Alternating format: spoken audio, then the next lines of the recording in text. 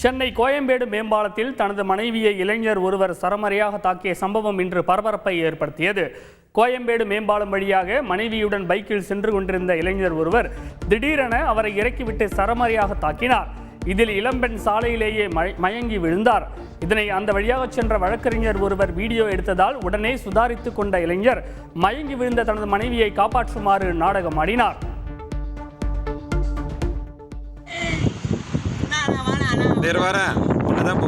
Police வருது, இப்போ police வருது. முடியா முதல்ல டேய் முடு.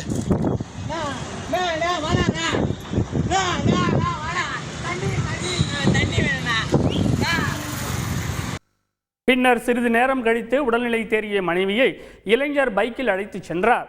எனினும் இளம்பெண்ணை மேம்பாலத்தில் இருந்து தூக்கி வீசி கொல்ல முயன்றதாக அளிக்கப்பட்ட புகாரில் வண்ணாரப்பேட்டையைச் சேர்ந்த ரோஷன் என்ற அந்த இளைஞரை போலீசார் கைது செய்தனர். செய்திகளை உடனுக்குடன் தெரிந்து கொள்ள உடனே சப்ஸ்கிரைப் பண்ணுங்க.